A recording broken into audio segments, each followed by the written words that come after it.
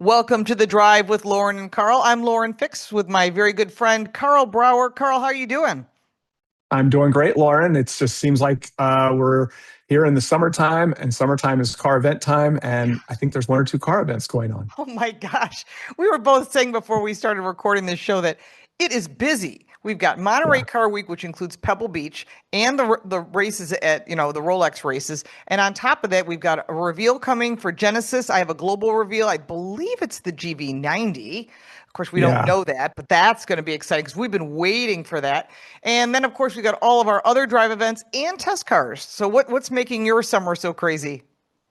Well, I mean, beyond some of the stuff that you know about, like my house being ripped apart and repiped, that makes my personal world a little turbulent, to put it mildly.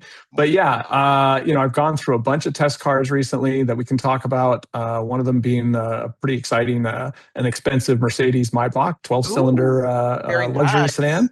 Yeah, that was fun.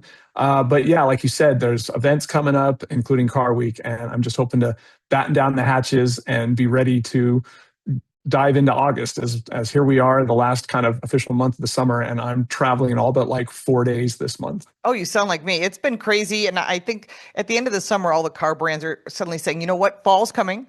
We're both a member of the North American Car and Truck of the Year jury and the World Car of the Year Hmm. jury. And all these cars are starting to roll out. And we're starting to Yeah. see them. They want us to drive them. They want us to review them. And then in October, we'll be doing the North American Car and Truck of the Year. Now there's new awards as well.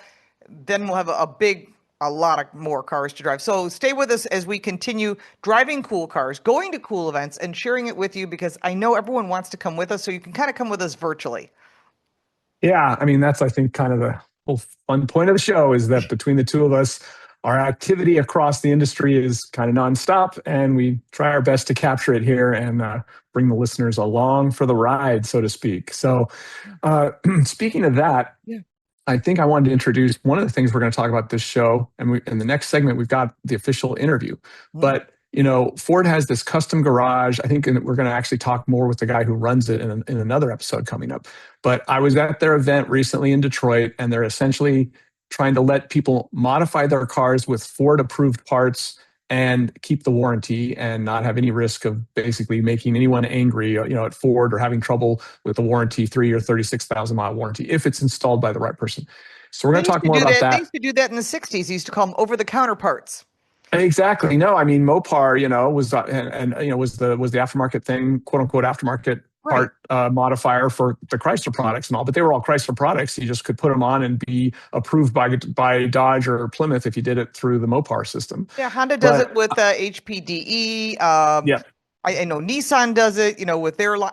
I think every brand is starting to jump in on. There's money to be made, and if we can add these parts to your brand new car, you walk away with either a lease or a buy, and they're there, and they're covered under the warranty, which I think is huge for consumers because sometimes you buy an aftermarket part and there's a problem, and it could impact your warranty, and yeah, that's exactly. expensive. Well, and the other thing too is, I don't necessarily promote financing things because you're just paying more money for it ultimately. But if you're Right. going to get a 3 or 4 or 5 year car loan, which is pretty responsible versus some of the longer ones, and you can get an additional Ford part put on your car and configure it right there when you're getting the car new at the dealer, and it adds 10, 20, $40 to your monthly payment, but you ended up with like a supercharger that makes the car more powerful, or some really cool wheels or something like that. That's not the worst way to go. And No. like you just said, Lauren, and then it's warranted the entire time you've got the car, and it's officially done by Ford. So there's a reason to consider the Ford custom garage. The other thing, though, that they're starting to do is they're starting to make like full vehicles, Ford custom garage vehicles, like done packages. Oh, And nice. yeah. And so what we're going to talk about in the next segment is one of the first ones they've done, which is on their eminently modifiable Ford Bronco. We both Oh, know that that I have a vehicle Bronco Raptor. begs. Yeah. Yeah, well, they beg to be modified. There's Oh, just yeah. everyone's personalized those things. They want to just do everything from visual to functional changes. And so the Ford Customer Garage has a whole line of different Broncos, but they've also got this brand new one called the Desert Rising. Oh, And they cool. just introduced it, and it's going to be the first one on an annual basis of these new special Broncos that they're going to start introducing every year, and they're going to be limited production. So Smart we're going to idea. take a break now. Yeah, it's a great idea for them. So we're going to take a break now. We're going to come back and we're going to jump into the specific Ford Bronco Desert Rising that they just introduced. Welcome back to The Drive with Lauren and Karl. And this segment is brought to you by IC Cars. That's where I work as executive analyst. And that's where we've got a wide range of consumer guidance information to go along with our dealer listings from across the country. You want to look locally, you want to look nationally for a used car. We've got it all there. We also have VIN reports where you can figure out how much the car is worth, what its history is. And of course, we do our regular studies on everything from the most popular car colors to what's going on in the used car market price-wise. What's the trend? Prices going up, prices going down, which cars are going up and down. Everything's there at iccars.com. Now, we mentioned that there's this new kind of annual Ford Bronco release that Ford is going to start doing. This is the first year they're doing it, and they're making what they call these heritage models, and they're going to do one every year going forward. And the first one has been released, and it's called Desert Rising. And I was in Detroit where they showed us this vehicle in person, and then we got to talk to one of the lead designers about kind of the inspiration for Desert Rising. Why did they make this vehicle? And it's a wild color, so we want to talk about like why they did this and what is the inspiration behind it. And we're going to let the lead designer explain all that to us while we look at the car, if you're watching on YouTube, hopefully. And if you're not, you can at least hear the description of what this vehicle had done to it. So let's take a quick look at this Desert Rising Ford Bronco. Hi, I'm Bhavna Mistry. I'm a senior color and materials designer for Ford Customization Group. I am super excited here to introduce you to our very first Horizon Series package. This package is a launch of a color series that we will be releasing every year, inspired from the different corners of the world. The part of the world that has the spirit of Bronco, that has the adventure of Bronco. This one starts here in Utah. The color palette is inspired by the rare natural phenomena. So my first inspiration came from the Great Salt Lakes.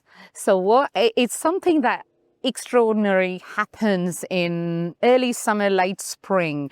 As the temperature level rises and the water level drops, the lake blushes into this beautiful, vivid neon in color. And that's not a paint or a filter. It happens because the pigments, there is a microbiomes that actually eat like purple and pink pigments to capture the sunlight and turn it into an energy. And that is the energy you see in the water and the color of the water.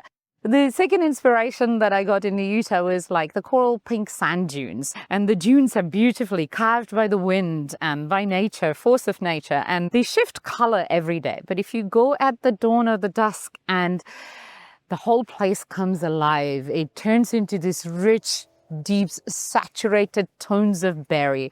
And in the same place, I see after the rare rain that you get in the desert, the cactus blooms into this energetic pop of magenta blooms. And I think those are the moments that we're trying to chase. The shifting hues of the sand and the sudden bloom were the moments we chased. So having said that, I would like to introduce you to our very first Horizon Series package. The package, the way we brought to life, I will take you into the details. The very first is, it is offered on 4 exterior colors. It is Oxford White, Agate Black, Avalanche, and Ruby Red. On the front, we have our newly released modular grille, which has the hues of the moments that were inspired by nature. We've got the modular bumper. We've got the trail sides with the white pop that beautifully ties in with the highly capable method wheels and the white bucky on the tailgate. Then we've also got the custom unique exterior graphics that are optional to the package. We also have the bright magenta catskin seats and the center console badge that is serialized. This makes it a truly limited edition build for us. So we are super, super excited about that. I hope you guys are too. All right, so we're back from seeing and hearing about the Desert Rising, this first in a series of new Broncos. Pretty wild, huh, Lauren? I mean, yeah, I was really impressed. I mean, it's easy to say, oh, I just did a little bit, dude. This is a lot. I mean, and having it a heritage is really smart. And in the past, in the 60s, when you did special editions like that, the car's worth more down the road. Yes, exactly. And this vehicle, I mean, I've always thought that the cool thing about the new Bronco is how it looks so much like a classic Bronco. I love the two-door ones, especially. Yeah. But it just begs to have these kind of things done. And Ford knows this. So they're just, opening the door to what they should be doing, what we all know they should be doing anyways, which is to leverage that kind of heritage look and feel to this vehicle, even though it sits on a brand new platform and is really capable off-road with modern tech. And that 70s theme that this thing's got with those kind of magenta interior colors, and then and you don't have to get that exterior color, that exterior treatment that looks literally like off of a Hot Wheels. It is cool. It looks like a Hot Wheels car from the 70s, and the white wheels and all, it all goes together really well. So I personally thought it was a very cool, inspired design. I thought Bhavna did a great job of explaining it to us. And I think it's limited production. So you already said, Lauren, these things are worth more money when they are made in various volumes. And this is going to be a limited run. And every year they're going to have one. They're going to be built. They're wealthy people who are massive, big Bronco collectors. Fans. They're going to collect every one of them. They're going to want every one of those special ones that's coming every year. And then they're going to sell them all at Mecum auctions as one gigantic one. There's one gigantic thing in like 20 years. Right. And you can see what this looks like on our YouTube channel, The Drive Car Show. Make sure to check that out. Subscribe. We put up the same video you're listening to right now. And if you missed previous ones, you can listen to them on The Drive Car Show. Yep. And we'll be right back with more on The Drive with Lauren and Karl. Welcome back to The Drive with Lauren and Karl. We've been covering some very cool cars and lots of information that you need to know about.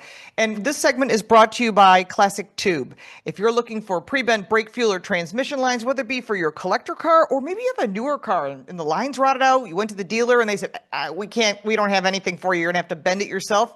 Contact ClassicTube.com. We can make anything, even if it's not for an automotive application. We've been in business 40 years, and everything is made here in the USA in Buffalo, New York. And you can check out ClassicTube.com. Now, one of the things that Karl and I are always talking about, especially with IC cars, are always looking at different things that people need to know about. I think one thing no one thinks about is the top 10 stolen cars. And Karl, you probably think it's a Ferrari, Lamborghinis, but it's not. No, I would at least think it's like muscle cars. And I know that there are muscle car figures that, but like Camaros and Mustangs and all, because I feel like a lot of the people who steal cars are people who like those kind of cars. Right. But when I saw this list, you sent it to me and I was just like, wow. And first of all, let's just make sure everyone knows. In 2025, Lauren, 659,800, just call it 660,000 stolen cars in one huge year. Numbers. Huge. 1 year. Over 500,000 stolen cars just last year. That's up from previous years. It just seems like these kids that seems like a lot to me. Yeah, it seems like a lot. And these top 10 cars we're going to talk about, they represent 136,000 of those. So even though these are the top 10, they're only a fraction. They only represent about 136,000 of the 660,000. So I'm sure there's still plenty of Camaros and Mustangs and other things that were stolen in the past, 2025. Typically it's your daily driver, I think. Like a Hyundai That's Elantra. The top 10. Yeah, Hyundai Elantra. You'd be surprised. 21,732 thefts. I mean, that's a great car. I mean, it's super popular. But hard to believe that is the top theft car. That is mind-blowing to me. I mean, again, I don't want to be saying things I'll probably get in trouble for, but is there an element to like where that thing's parked? Is there an element to where people who buy Hyundai Elantras park them that makes that? I would guess that might play somewhat of a role. Leave your keys in the car. I know people that leave their passport in their car, their wallet in the car, their keys in the car. I'm like, I don't get it. I've always been one all the way back when I first started driving is you lock the car, you take your valuables out, you don't leave your wallet, your laptop, or anything of any value. We used to not even leave change in a cup holder. Because when I went to college, you'll just break in your car and take it. So, and nowadays, people leave all kinds of valuable things. Laptops, backpacks, they're crazy. But I wonder, you're right. Are they sitting outside? Are they in bad areas? Did they leave their keys? Or were the windows broken into? Or was it one of those new tools they're using where they can steal a car pretty quickly? Yeah, we're going to talk about that in another in an upcoming segment and all, because there is an element out there about these modern cars that lets them be easier to steal, believe it or not, instead of harder like they should be. But yeah, so other cars on this list, the Hyundai Elantra, like I said, is number 1. It's over 21,000. We got the Honda Accord. Number 2, it's almost 17,797. Hyundai Sonata, Accord competitor, 17,687. Chevrolet Silverado. Pickup truck. One of our big 3 full-size trucks, top sellers in this country, as we know, Lauren. Also a top stolen car, 16,764. Honda Civic, 12,725. Kia Optima, They don't even make the Optima anymore. They make the K4 now. Yeah, I know, but Maybe you it's know, of older course, ones with that problem they had. Maybe that's yeah. part of that. Maybe that's how they got into that number. There were some kids that found access to the back door to what they do in salvage yards is if you don't have the key, they have an ability to bypass the key. And I guess someone leaked it out on TikTok of all places, and every kid started doing stupid things, Well, stealing cars. apparently involved a USB like plug, and it was like if you had one, you could do it kind of quick and easy. It was pretty Yeah. scary. So the Hyundais and Kias got hit with a lot of that, and here they Yeah. are. You know, three of them in the top 10, Yeah. and then the Ford F-150, Most over ten popular thousand of vehicle made. those. Another popular seller. So I guess when there's more cars sitting out there, there's more of them potential to be stolen. So Yeah. over 10,000 of those, 10,102. Toyota Camry, another big seller, Big seller. 9,833. Honda CRV, another big seller, 9,809. And finally, that Nissan Altima. A lot of mid-sized sedans. Think about that. We've Yeah. got the Popular cars too, all of them. Sonatas, Accords, Camrys, Optimas, and Altimas. Those are all mid-sized sedans. So It's unbelievable to think about that. So I yeah. always tell people, please don't leave valuables in your car. Even change in, we used to leave like change like for the tollway, which you don't even do anymore, in the cup holder, like, or, and that's just it's an opening for people to It's break just into your begging car. him. Well, I got a story for you Yeah. on one time for me, Lauren. I was in Austin, Texas, visiting my friend who was a cop, believe it or not. Mhm. And he and I, his sister, his brother-in-law, and his girlfriend, the five of us went out in a car in a sedan. We drove up to one of the, I think it was I think it's called Mount Washington or Mount Wilson. It's a little kind of raised area Mhm. out of the city. We parked the car, but we're like, oh, we don't want to leave our valuables, so we put them all in the trunk. We go up and we look at the view and all that. Couldn't have been gone 20 minutes. Come back, one of the windows is broken, trunk's open, everything's gone. Somebody Oh, obviously sat, watched us put everything in the trunk, Lauren, and knew not only to break into the car, but to immediately pop the trunk release once they broke in to get all the valuables. I had that happen to Paul Bryan, who's a friend of ours who's no longer with us. He and I were in Barcelona and put all Oh, I our remember valuables in the this. trunk. Yes, I have that on Yes. my Car Coach Reports channel under the lifestyle section. I will never forget. The car looked perfect. We went back to it and I said, you know what? Someone's been in this vehicle. He's like, no, no. And I'm like, no, no. Like you have that gut feeling. Sure enough, Yeah. they had opened the trunk and taken out his laptop case and my purse. But I had my phone and my wallet with me. But still, that Uh, was when your passport's in your bag. It's not a it's good thing. boy. Well, Yeah. see, I had kept everything with me. I had nothing in the trunk of that car in Austin, so I felt really. But yeah, my friend's Smart. sister, the purse was in there. Everything was gone. So this is something you have to keep in mind. And by the way, they do say that security technology may also help explain certain models that have been targeted. They do say that passive immobilizers that were standard on that are standard on a lot of cars were only on 26% of older Hyundais and Kias. 2015 Hyundai and Kia vehicles, they didn't have those, like we mentioned. So Wow. 96% of other cars from that era already had that, but only 26% of Hyundais and Kias. So All right. We'll be right back after this break. Welcome back to The Drive with Lauren and Karl. We're always talking about tires and why they're so important because it's the only four things that touch the ground. So I brought in an expert who's been in this business for over 40 years. This is Don Razor from Bellreng's Tire. You got to hear what he has to say because he's going to tell you some information you haven't heard anywhere else. Welcome back to The Drive. We have a special guest, but I want to get started with how most drivers spend thousands of dollars on vehicles, yet they only actually think about the fact that four tires touch the ground. And these small patches of rubber are really important. So what I wanted to do is talk about tires, but in a very special way by bringing in a very special guest. This is a good friend of mine and an expert. His name is Don Razor. He's been in the business for 45 years? 45 now, yeah. Yep. And I've known you that long, Without a doubt. which is kind of scary. And he works with Bellreng's Automotive, which is in the Buffalo area. But you truly are a tire expert because the fact you are a championship, multi-winning drag racer, and you've driven everything, I think. Yeah, quite a few cars. We've had everything, our personal cars, probably 40 or 50 cars over the last 50 years, but we've had a lot of fun and being able to drive different cars for other teams. So yeah, it's Lots of awards on your shelf. Yes. We've been very blessed, very lucky, surrounding ourselves with some great people and great teams. So that's what it takes. That's great. So I want to get started with a couple questions. Let's get started with the big picture. You've been in the tire business for more than 4 decades. What's the biggest change you've seen in tires over that time? Quality. Back in the day, we had bias plies and radials. Back then, only Michelin really made a good quality radial. Then we had the Goodyears, the all-season tires.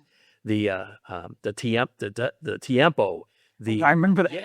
yeah. And some of the stuff came out, it was horrible, and some stuff was great. Michelin, they've been an innovator, and they brought out airless tires at one point. Oh, I remember that yeah. too. Yeah, and so there have been a lot of great things I've seen, a lot of failures that a lot of people paid for, and unfortunately, it went by the wayside. The Firestone ATX Oh yeah. on all the Broncos and Explorers and stuff like that. Yeah. The big recall, the 235. Or how about the 75, Uniroyal nail guard? Remember that? Yes, I There's sure those do. sticky stuff inside I the sure tires. do. I No sure tire do. guy liked Yep, those. none whatsoever. So are today's tires actually better? I mean, people assume new technology automatically means better. Is that true, or is there trade-offs? Here's the deal. Everything now is a performance tire. Back in the day, it was an S and a T speed rating. Now there's multiple speed ratings.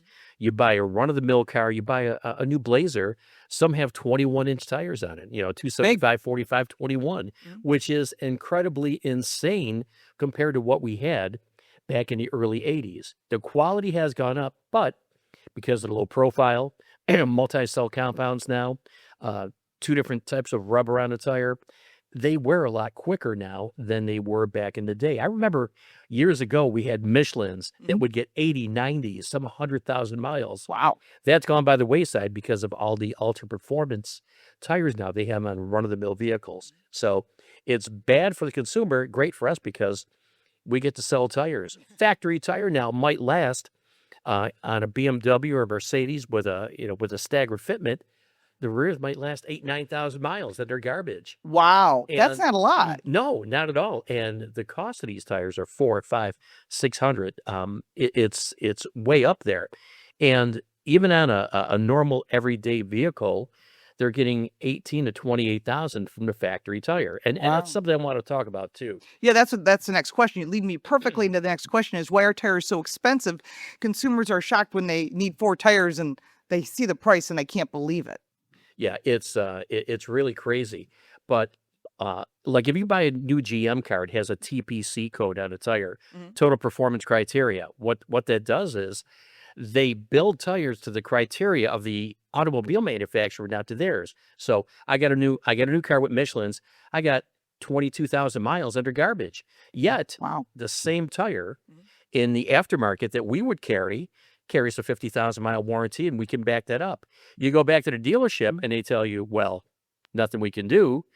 It's the tire manufacturer making the tire for us so your car runs smoother, quieter, gentler. And yeah, that's a big problem. So we see a lot of people with lease cars coming off a lease. Oh, gee, I need 4 tires. Do you have any changeovers? Yeah. So what I tell people when I buy a new BMW or Mercedes with run flats, Yeah. first thing you do, take the tires off. Okay. Why would you do that? Buy an aftermarket tire that's going to get you better mileage, better traction in the snow. Okay. Then before the lease is done, say 5,000 or 8,000 miles, put the factory tire back on. This way you have a factory OE tire. And if you have a BMW, it has to be a star program tire, or else they or won't they nail you on your they lease trade won't in. certify it. Smart. Or a BM or a Mercedes with the MO code. If you don't have that, they don't want to know nothing. And they charge you for tires. See, So- this is why we brought Donnie in, because he's an expert. You really know the business. And I mean, as tire technology is constantly changing, it's dramatic changes of innovation. And drivers don't even know this. I mean, they buy a car, they drive it. That's all they think about. I mean, there's a lot of changes going on.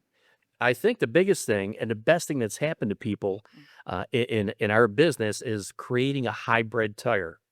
And a hybrid tire will be something that comes out with a triple peak severe weather rating. And what that means, it works great in deep snow, where 9 out of 10 tires that you get from the factory don't have a triple peak severe weather rating. But there's quite a few of them in the aftermarket that do. Goodyear makes a few, Firestone makes a few, and Nokian from Finland, That's a Verderstedt great from the tire. Netherlands. Yeah, Oh, great tires. nothing like Nokians. True. And I could talk for hours about the good tires to buy, and if you need an adjustment, that they're there for you, or the bad tire people that you fight tooth and nail for 5 or 6 weeks, and you tell your customer, "I'm working on it. I don't have your approval yet." Wow. No- And I know there's Chinese tires out there too, which nobody recommends. Well, They're just low cost. Well, here's the deal, okay? Like Nitto and Toyo, they're both the same tire company. They're overseas. They have offshore but their quality is fantastic. And then Jeremy Wurst left Nitto and went over to Atturo, brought out a new drag radial, and they brought out a triple peak severe weather rated hybrid tire, which is great. So there are some import tires. You don't have to always be afraid of it that are good. And then Nokian actually shut down their Russian plant and opened up a factory here in the States. So if you buy a Nokian tire, it's either made over in Finland or made here. So and it's a great product. So we talk about OE tires, that Mhm. what comes from the factory. You know, many people assume that the tire that came on their vehicle automatically is the best replacement tire. So that means it's going to be real expensive. What do you recommend people do in a case like that? Like you were talking about, you have a Mercedes-Benz or it could be a Toyota, it could be a Hyundai, and I get a tire on this car. Do I want to replace it with that exact same tire? Not necessarily. The only time we really do factory replacements are for two reasons. Number one, a lease turned in, or somebody gets in an accident, they need 1, 2, or 3 tires. Very rarely does people say, gee, I had great luck with this factory OE tire, because they're made to a different criteria. So 9 out of 10 times to say, hey, let's go with something else. You're in a business, what do you recommend? And then we always try to qualify people.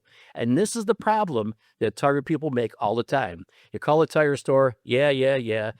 They quote you on the lowest thing. Yeah. What do you got one step up? But we ask people, okay, who drives this car? How many miles you put on this car? What kind of driving you do? Well, we only drive it locally, but then again, we go to Nantucket with the girls. We got a game up there in a few weeks, and we may have to go up there in the winter. Stop right there. So we know what to recommend. If we recommend the wrong tire, it's our fault. Right. And we don't ask the customer and try to qualify them, you got to give them the best buck, the value for the buck, and you have to ask questions. If you don't ask questions, you're dead in the water, and you're going to sell a tire to a customer that doesn't give them what they need, and what they're paying for. So as far as tire maintenance, what's simple things that people can do to dramatically extend the tire life? I mean, that's something we don't think about it until we get the bill and we're like, whoa, I got to really think about keeping my budget in check. Definitely rotate your tires 3,000 to 5,000 miles and take it to a reputable shop that'll tell you, hey, you got cupping, you got chopping. Then you say, time out. Why is it doing it? Okay. Is the alignment out? 9 out of 10 times the toe setting's off. If you're out a couple degrees front and rear, and most vehicles now have a front and rear toe setting. Right. So, and camber also. So you take it to a reputable place. It can do a 4-wheel alignment, but thrust angle. You want 0.04 or below on the thrust angle, so the car tracks right. Often we're driving down the road, the wife and I, hey, look at that rear tire. It's what? It's cambered in. Or look at the car. It's doing what? It's dog tracking. Yeah. And we're laughing. Oh my God, you should have that thing aligned. And you want to go up and rap on their window and say, Hey, you're dog tracking. You got negative camber. come over to Bellreng's and we can fix it for you. Right. I've yelled out to people every now and then. That's but funny. yeah, that's the number one maintenance thing. Number two, keeping air in the tires, and that's where the tire pressure monitor system comes in great, because Use that number years inside the ago- driver's door too, Oh, not the number on we'll the tire. get to that. Let me tell you Yeah. about that. But you have to keep air in the tires. Okay, Mhm. the part of the tire, it's a part of everything that carries the weight. It's not the wheel. It's not the tire. It's air. A tire with no air is flat. It carries nothing. Air is the most important thing for your tire. So you got to make sure you have enough in it. Tire pressure monitors help you do that. And make sure your system's working. It's a cheap replacement for a tire pressure monitor. Mhm. They're like $49 and a few bucks for labor. Oh, They're absolutely. not that expensive. It's a good safety factor to have it. And every car from 2008 on has it from the factory. So that's very important also. So looking ahead 5 to 10 years, where do you think tire technology is heading and what should consumers expect next? Well, the next thing right now with all the EVs is the EV appropriate tire. It has low rolling resistance, which is important for electric vehicles. Expensive too. And on top of that, it has a foam insulation. So good and bad. It saves you about 3 or 4% on noise, which is great if you have an EV. The problem is you get a hole in the tire. Well, guess what? You just can't plug patch it. And we do plug patches. We use all state-of-the-art equipment, stuff we would use on our race car tires. We use on our passenger car tires so it doesn't affect the speed rating. But you got to pull the foam off. Okay? Yeah. And you got to gently take the foam off. Then you got to do the repair. Then you got to gently put the foam back on and make sure it's secure, that it doesn't go bouncing around on the inside of the tire. So it's a lot more. It isn't a $25 repair. it's about a $50 or $60 repair. It takes about an hour to do. That's super smart. Well, you know what I want to do is I want to have you come back again because there's so many questions that I wanted to ask you that we didn't get to, and I do want to let people know where they can find you. You can contact Bellreng's Tire, which is Bellrengs in Correct. Buffalo, New York. Ask for Don, or I call him Donnie because I've known you forever. Absolutely. He's an amazing drag racer. He's an amazing person who's got a ton of engineering knowledge too, and I think that's really important. And if you want to contact him, I'm sure someone will get to you through Bellreng's Tire. Yeah. And of course, we'll be watching you, and whether you're shopping for your next set of tires or just trying to make the ones you have last longer, understand that the trade-offs are important, and you cover that every single day. And I appreciate you coming out to see us. Thanks so much, Don. Thank you very much. Appreciate it. We'll be right back after this break. Welcome back to The Drive with Lauren and Karl. This segment is brought to you by Karl Brauer Cars. That's my YouTube channel where I'm putting up a couple or more videos a week, like the one we're going to talk about later in the show, the Mercedes Maybach, $247,000 car that I drove recently. A lot of fun. Fancy car. But check me out, Karl Brauer Cars, KarlBrauer, at YouTube, Karl Brauer Cars. So, speaking of Karl Brauer driving his cars, I wanted to just bring up a couple stories because we heard all that great information from Don about tire care, and I have a couple stories, and one of them's a long time ago. One of them is more recent. You want to be able to say, "Oh, when I was young and dumb," like last year. So when I was young, I was driving delivery circuit boards in a Toyota. I think they were just called truck back then. Do you remember? It was just like it was like pre-Tacoma. It was just like the Toyota something, whatever. It was like the mini truck or something. Yeah. Yeah. It was like from 1990, I want to say. And I'm driving that thing, Lauren, on the freeway, and the right rear tire lets go. And I'll never forget, like, that thing launched. I'm driving on. I thought I'd hit something, except I knew I hadn't. I was on the freeway going like 70. And all of a sudden, the back of the car comes up and lands. And then I barely get it under control, and I get it over to the side of the road. And apparently the tire gave out. And I'm always assuming that it was being run underinflated. There was no tire pressure monitor system back there. So if that was being run underinflated, that would explain what happened there. But that was an underinflated tire that overheated is the only thing I can think of. Or it was just a defective tire. Either way, it was scary. I almost lost control. That was 1990, a little while ago. This one was in the last, I think it was in the last 6 or 8 months, definitely in the last year. So I'm driving my 2002 BMW 330ci convertible. And I picked that thing up used, of course, but only 54,000 miles in excellent shape, except that the tires from 2014. Okay, these tires were over 10 years old, Lauren. And I'm like, well, I'll get that fixed eventually. So I take it down to the tire store and I have them do an alignment, a 4-wheel alignment. I love doing that when I get a new car to make sure they're straight. And they're like, if you're going to drive at low speed, that's okay. But if you're getting on the freeway, you really should put these tires on. I'm like, yeah, you're right. I drive up to LAX. I fly to an event. I come back. I'm driving back down. I'm right in Long Beach, and I hear this weird noise from the back of the car.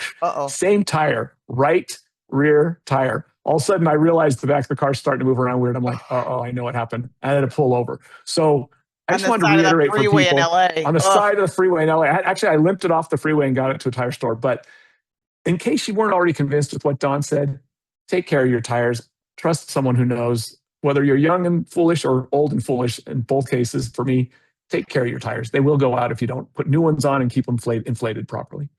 All right. We'll be back right after this message. Welcome back to The Drive with Lauren and Karl. This segment brought to you by Car Coach Reports. Although Karl and I cover some great information, we have a deeper dive on Car Coach Reports on YouTube. You can also check out the website, carcoachreports.com. Everything's in one location. I'll link to The Drive so you can watch us on YouTube.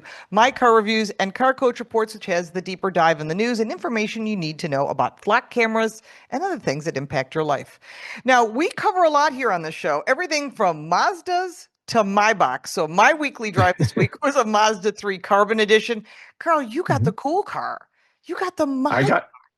I was crazy. I mean, I drove one when they first introduced it when I was still at Edmunds. So this is literally 20 years ago. It was probably around 2006, 2008. Whenever they first brought that. Yeah. And remember, they brought the brand back, Lauren, and then they kind of pulled it back, and now it's basically a very fancy extended wheelbase version of the S-Class. Or you can get, of course, the GLS, which is the big SUV version. So I drove what's called the Mercedes Maybach S680. I think the S is for sedan, and then the 680. I'm not sure what that is, except maybe horsepower, but it's a 621 horsepower, 644 pound-feet of torque, twin turbocharged, 12-cylinder, 6-liter, Wow. 12-cylinder They're engine. still making 12 cylinders. Amazing. Well, and you want to know what's interesting? You're going to love this, Lauren. They can't get the 12 in Europe, but we get it here. So Really? I think the restrictions and all in Europe have made it so they can't sell that engine there anymore. But really, it doesn't even matter. I mean, it's great to have that kind of power, and it's really nice when you're already going 50 and you want to go 80, or if you're going 80 and you In want to half go a 100. second. Those extra cylinders, that's where they really come in. Not as much about 0 to 60, but really, this car isn't a performance car. It's a plush luxury car. Oh, yeah. And All right. What's the big price? What's the sticker on this guy? sticker price starts at $247, and you can Oh. guess what happens when you start putting on all the things they want you to put on it. And So what was the I'm sure test car? The test car is they always give us every option you can get. yeah, it was closer to 300,000, I think. So it was like a Wow. $300,000 car. But I mean, I got to tell you, I was super impressed with this car. I mean, I figured it would be nice. I didn't figure it'd be that nice. And honestly, when you think about ultra luxury vehicles and what they cost, Lauren, $250,000 starting price actually isn't that crazy. You can easily spend twice that on a lot of ultra luxury vehicles. So Right, I think that's what true. Mercedes is able to do is they start with the S-Class and they don't have to do a lot to make it into the Maybach version. So you end up with this very plush car inside, an extended wheelbase outside, but it's coming off a common platform. They can charge only about quote unquote $250 to get started. So Wow, that is completely unreachable for most people. That's why I got the Mazda 3 Carbon Edition, which is a really talk great. about that one. It's great. You know, Yeah. I like Mazda. I think they get overlooked a lot. They certainly don't get the love they deserve. Great cars, good looking, Agreed. fantastic paint jobs. The paint colors that come off of Mazda, I think, are some of the best. And this particular one that I drove came all-wheel drive, but you could also get it front-wheel drive. It has a couple engine options, which is nice. Automatic or a manual transmission. Yay, 3 pedals. Yes. I know you and I love 3 pedals. 27 miles to the gallon combined. Of course, I got the turbocharged all-wheel drive. But I really liked it. 0 to 60 time is 5.6 seconds. It's not a race car, but it has that zoom factor, which I think Mazdas have always been great with, and top safety ratings, which I think is obviously the Mercedes Maybach has top safety. There's not even a question there. But the Mazda at this price point, and this is very reasonable, and I think people don't realize that you're talking like starting at $25,000 and you're getting the best safety you can get on the road. And I think to me that's a positive. The only negative on the Mazda 3 for me personally, I think, was the fact that center screen drives me crazy. So we're all used to phones and things you can touch. I want to touch that screen so bad. So unless you're in Apple CarPlay, it doesn't work. You have to use that silly little multimedia dial. I want touch screen. That's the one thing I think it needs. But otherwise, I think Mazda did a great job on a reliable vehicle. They were selling a lot of sedans. They're still popular, and it's also available as a hatchback. And I bet it's kind of dynamically fun to go around corners in. It is. I think it's fun. I mean, there's a lot of cars in the competitor list, obviously. I think that's one of the things that people don't think about. But when you're looking at a Honda Civic or a Volkswagen Golf or Hyundai Elantra, Kia K4, Nissan Kicks, which is more in the SUV lineup, or Toyota Prius, make sure to take a Mazda 3 for a drive because they have great product.